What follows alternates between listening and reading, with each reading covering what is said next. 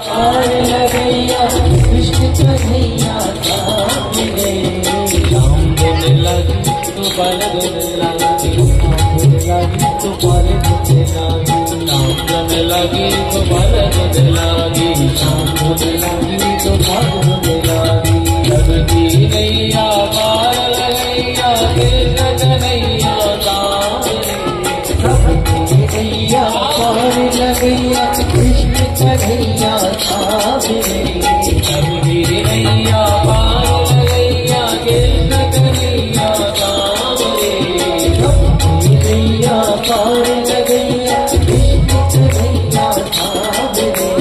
राम धुन लगी तो बल धुन लगी, राम धुन लगी तो धुन लगी, राम धुन लगी तो बल धुन लगी, राम धुन लगी तो बल धुन लगी।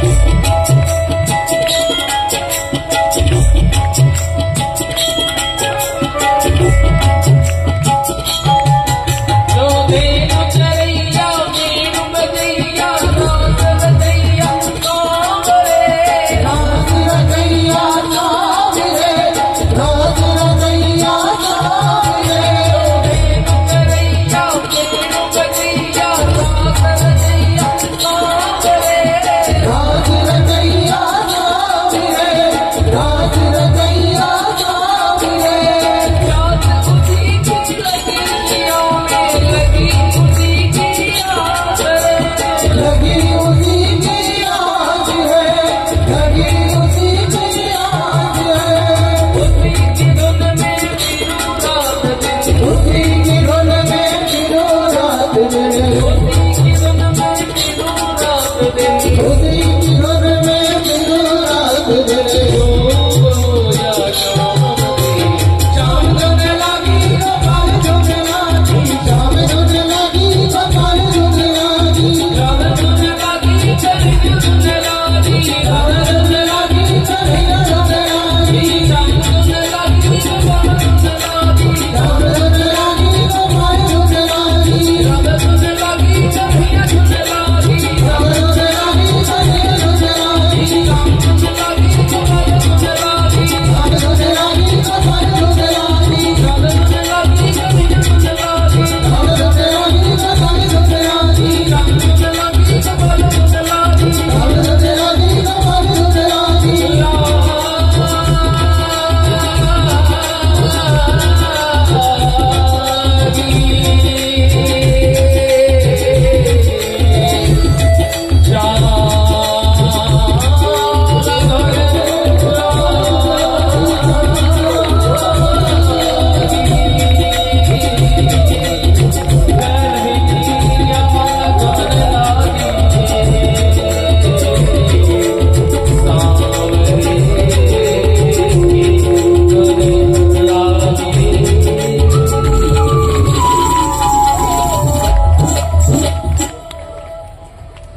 सबकी नैया पार लगैया कृष्ण कन्हैया सामने,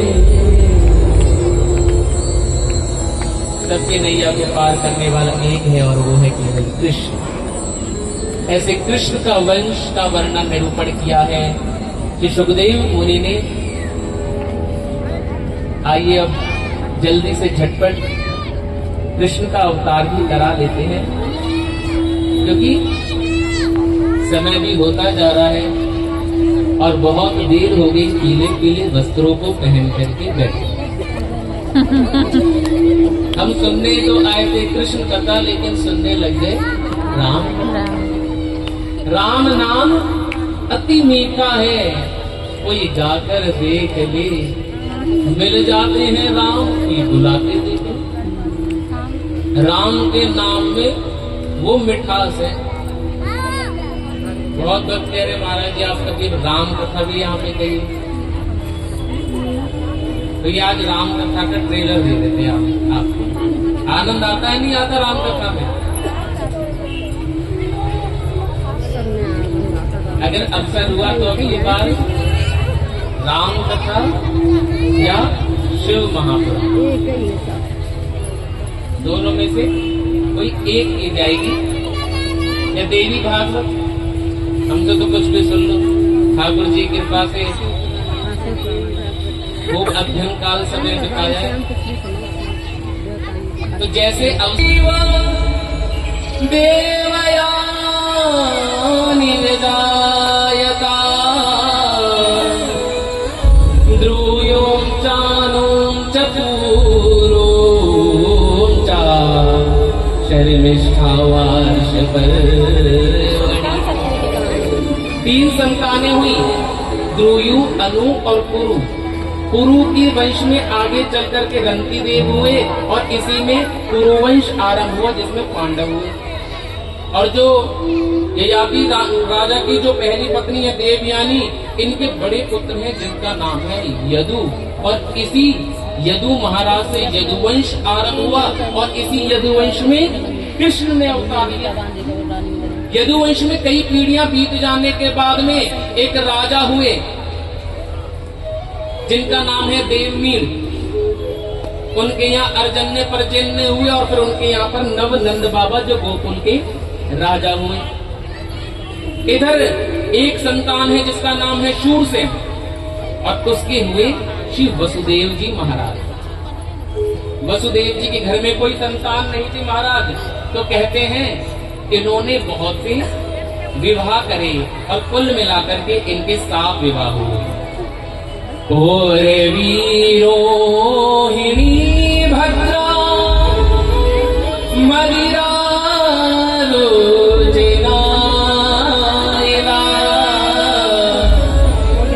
देवकी प्रमुखा आसन पत्न्या आनक दुंदुबे। पौरवी, रोहिणी, भद्रा, मदिरा, रोचना, इला।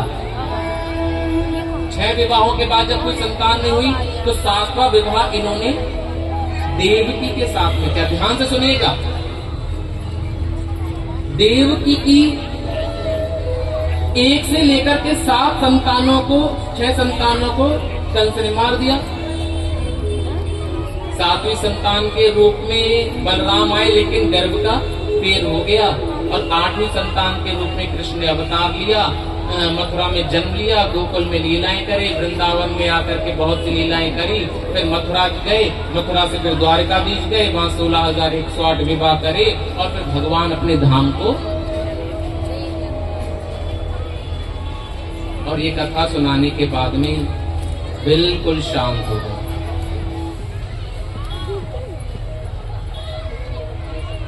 चार दिन से अविश्राम गति से ये मंगलमय कथा चल रही थी और आज समस्त संत जन बोले परीक्षित से कि सुखदेव मुनि से पूछो तो सही, क्या कथा पूरी हो गई?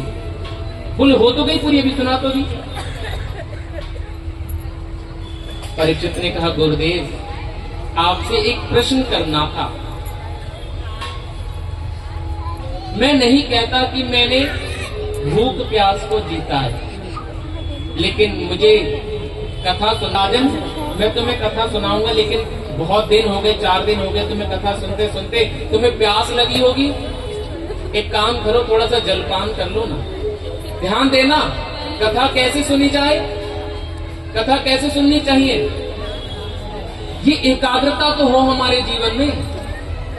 परीक्षित से कहा, परीक्षित तुम्हें 4 दिन हो गए कथा सुनते सुनते, पानी तो, अरे गुरुजी पानी पीने का टाइम कहाँ है? और मैं ये अभिमान में आकर के नहीं कह रहा कि मुझे प्यास नहीं लगी, क्योंकि भूख को आज तक जीत कौन पाया है महाराज? ये भूख ऐसी है जो मनुष्य कभी जीत नहीं सकता। मनुष्य की भूख ही तो शांत नहीं होती महाराज। गांधारी से को जब पता चला मेरे 100 पुत्र मर गए, तो गांधारी बोली हम जाकर के देखेंगे हमारे बेटा कहाँ पे है।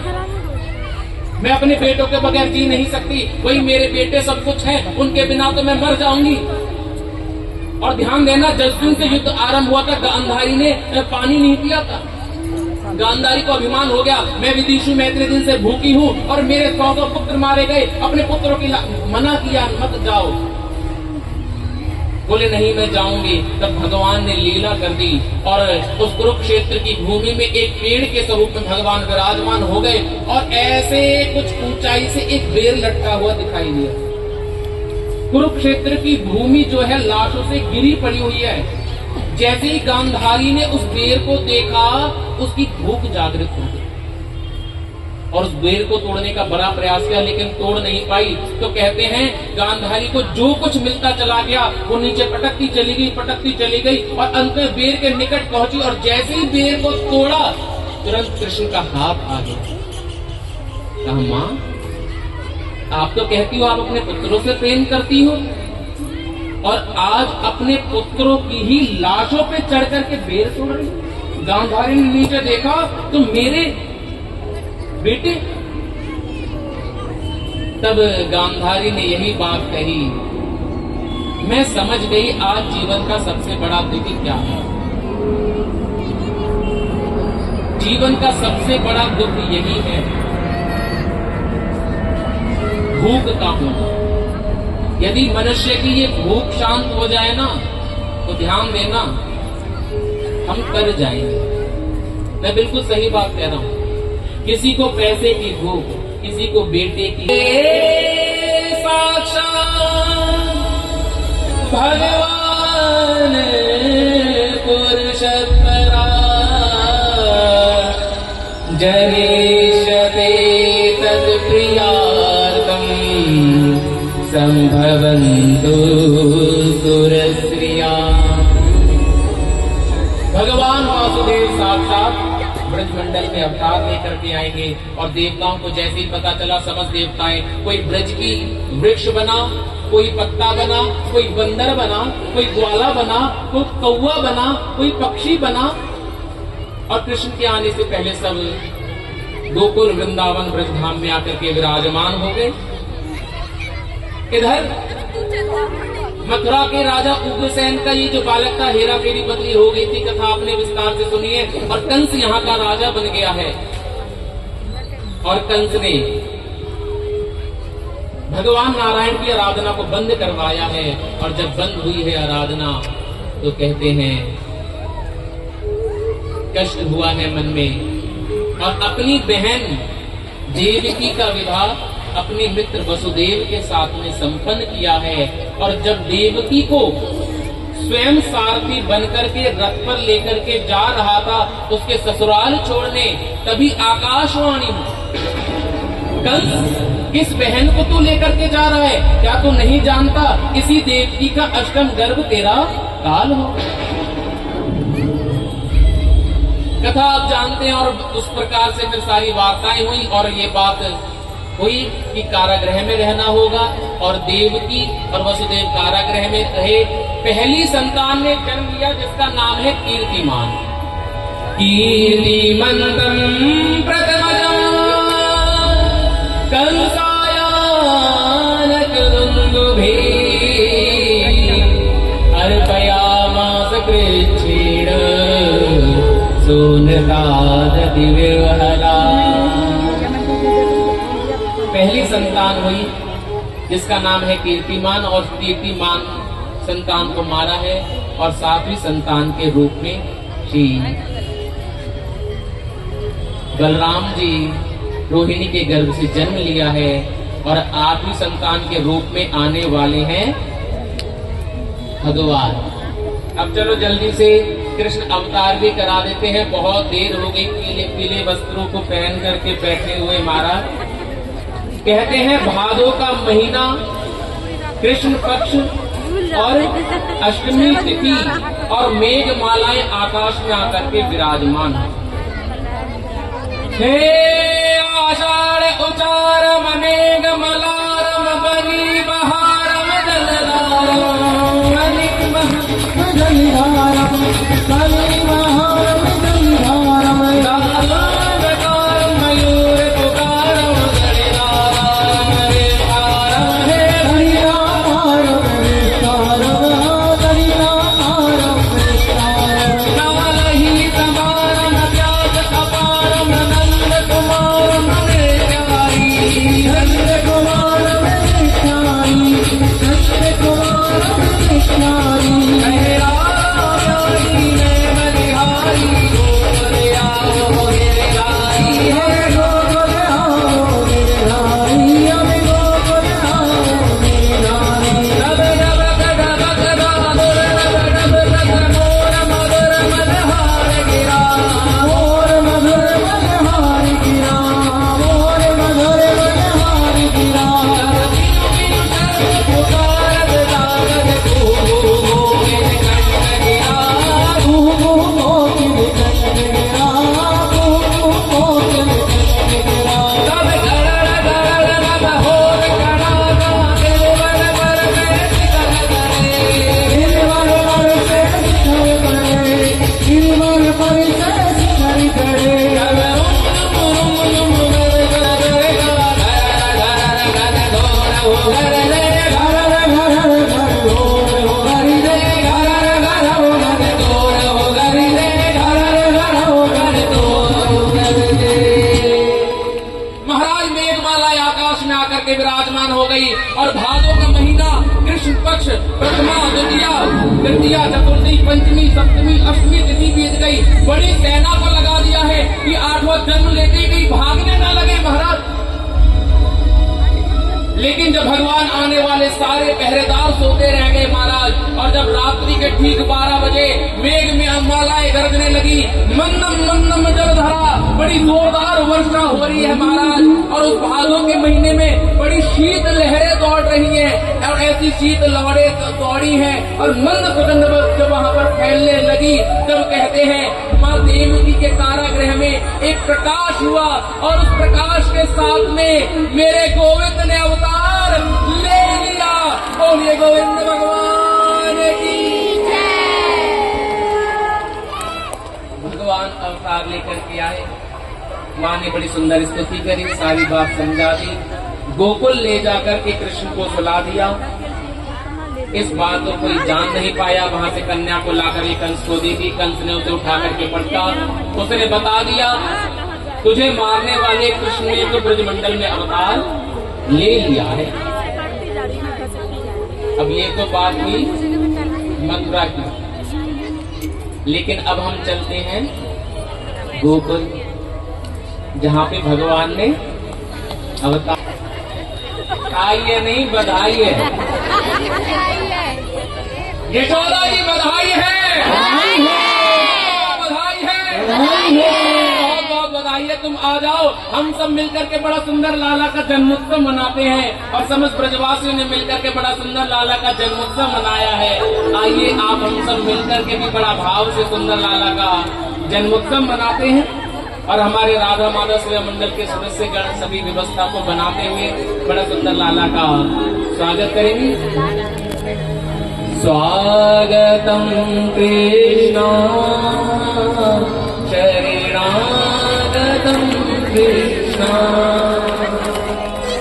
स्वागतम कृष्ण शरणागतम कृष्ण, स्वागतम कृष्ण शरणागतम कृष्ण, स्वागतम कृष्ण शरणागतम कृष्ण,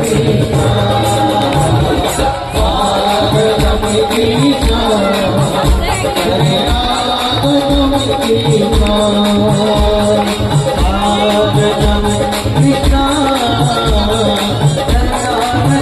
कृष्ण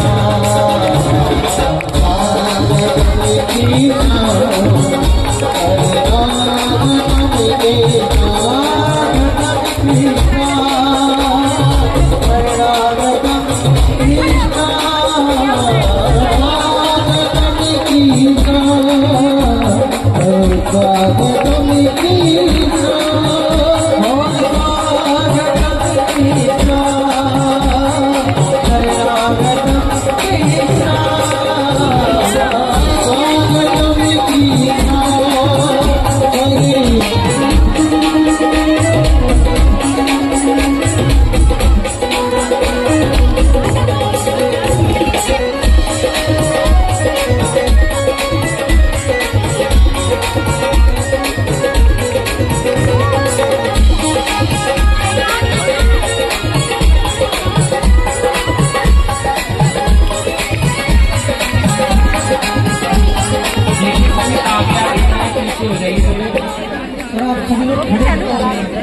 जाइए, खड़े मत होइए। सभी